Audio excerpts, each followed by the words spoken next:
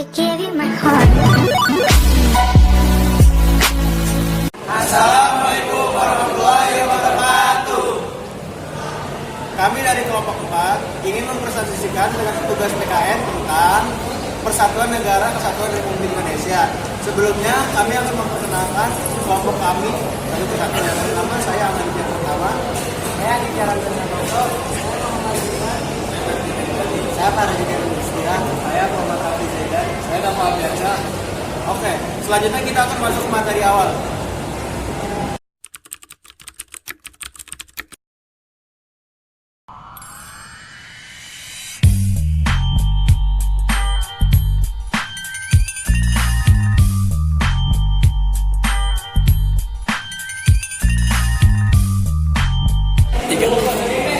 Assalamualaikum warahmatullahi wabarakatuh. Kali ini saya akan menjelaskan tentang pengertian persatuan dan kesatuan. Persatuan adalah ikatan atau gabungan beberapa bagian yang sudah bersatu. Kesatuan dan kesatuan berasal dari kata satu yang berarti utuh dan tidak terpecah belah. Persatuan mengandung makna terikatnya beberapa bagian menjadi satu kesatuan, sedangkan kesatuan berarti keadaan yang merupakan satu keutuhan. Jeder.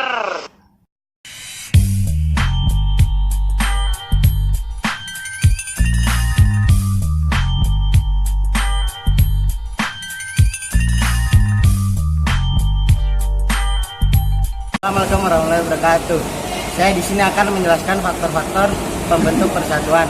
Adanya rasa senasib dan seperjuangan yang diakibatkan oleh faktor sejarah.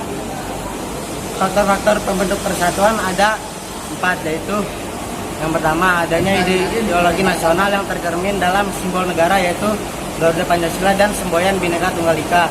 Yang kedua adanya tekad serta keinginan untuk bersatu di kalangan bangsa Indonesia.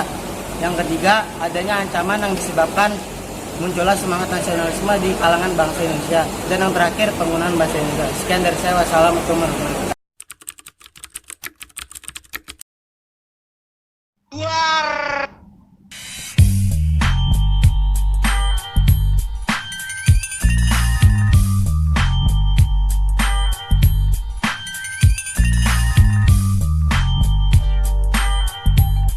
Assalamualaikum warahmatullahi wabarakatuh. Di sini saya akan menjelaskan tentang alat mempersatu bangsa Indonesia. Yang pertama, lambang negara Indonesia atau burung Garuda. Yang kedua, semboyan negara Indonesia Bhinneka Tunggal Ika. Yang ketiga, bahasa persatuan Indonesia. Yang keempat, bendera negara Indonesia atau bendera merah putih. Yang kelima, lagu kebangsaan Indonesia Raya. Yang keenam, konsep wawasan Nusantara. Yang ketujuh, kebudayaan daerah sebagai kebudayaan nasional. Yang kedelapan, dasar falsalah negara Indonesia atau Pancasila. Yang kesembilan, bentuk negara kesatuan Republik Indonesia. Yang kesepuluh, konstitusi negara Indonesia atau Undang-Undang Dasar 1945.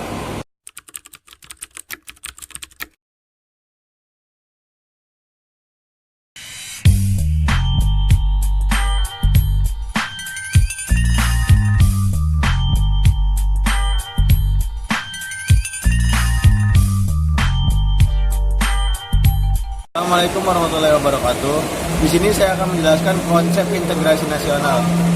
Konsep integrasi nasional berasal dari dua kata, yaitu integrasi dan nasional. Integrasi berasal dari bahasa Inggris integrate, artinya menyatu padukan, menggabungkan, mempersatukan. Dalam kamus bahasa Indonesia, integrasi artinya pembauran hingga menjadi satu kesatuan yang bulat dan utuh.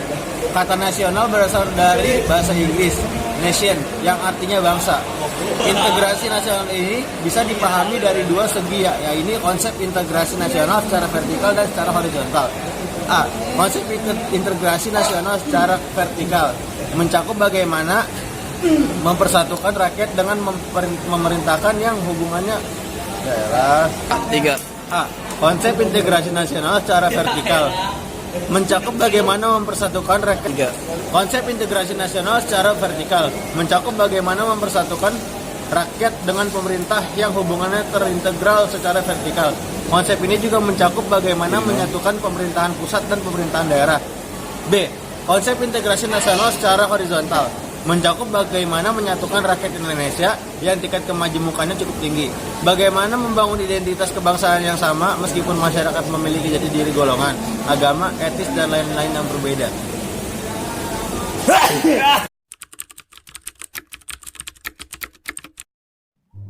Jeder.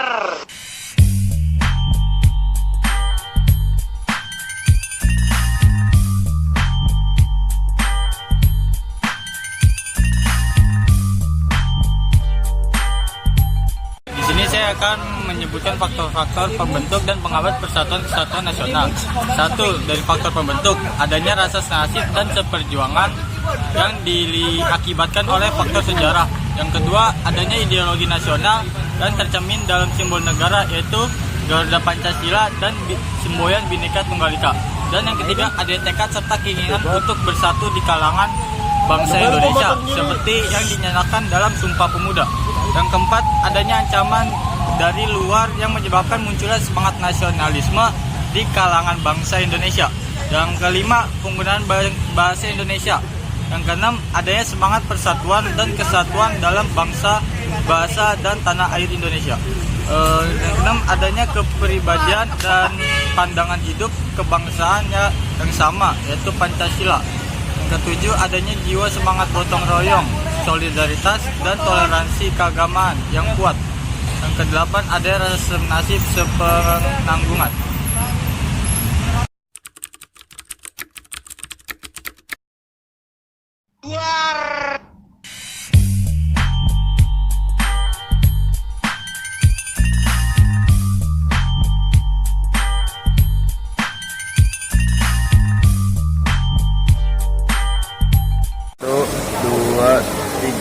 Assalamualaikum warahmatullahi wabarakatuh.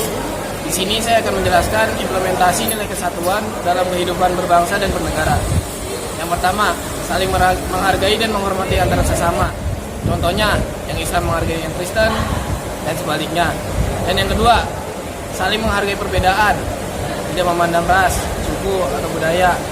Seperti berteman dengan siapapun, tidak memandang kulit hitam atau kulit putih. Dan yang ketiga, suka berteman tanpa memandang status, derajat, ataupun kedudukan. Contohnya, tidak boleh si miskin tidak mau berteman dengan si kaya, harus berteman walaupun beda derajat. Sekian dari saya. Wassalamualaikum warahmatullahi wabarakatuh.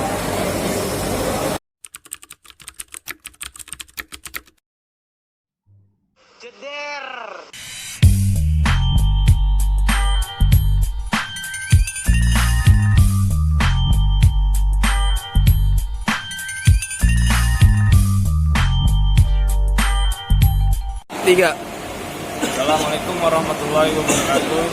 Saya di sini akan menjelaskan tentang tantangan dalam menjaga keutuhan negara Republik Indonesia. Tantangan yang berasal dari internal negara Indonesia. Yang pertama, keanekaragaman budaya Indonesia dan etnis yang ada di lingkungan manusia. 2. Berbagai aliran dan kepercayaan yang ada di negara ini. Yang ketiga, Indonesia yang terdiri dari ribuan pulau yang dipisahkan oleh selat dan laut.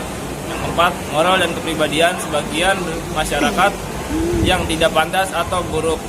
Yang terakhir, kelima, pendidikan yang rendah yang menyebabkan penduduk kurang bijaksana dalam menyikapi sikap.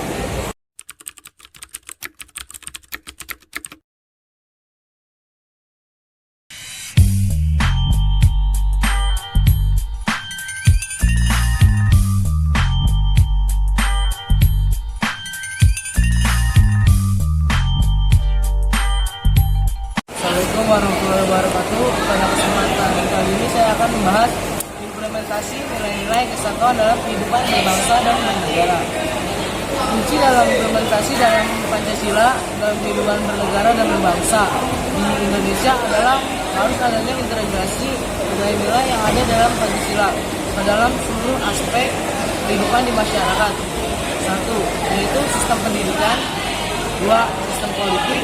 3. Sistem pertahanan keamanan. 4. Sistem ekonomi. Dan 5. Sistem kehidupan sosial dan bernegara.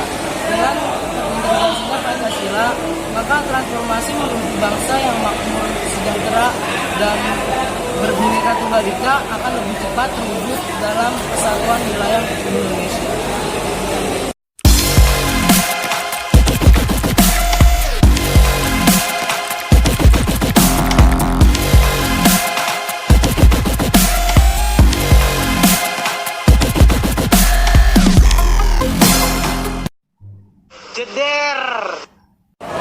Sekian presentasi dari kelompok kami. Semoga video ini bermanfaat. Kurang lebihnya mohon maaf. Wassalamualaikum warahmatullahi wabarakatuh.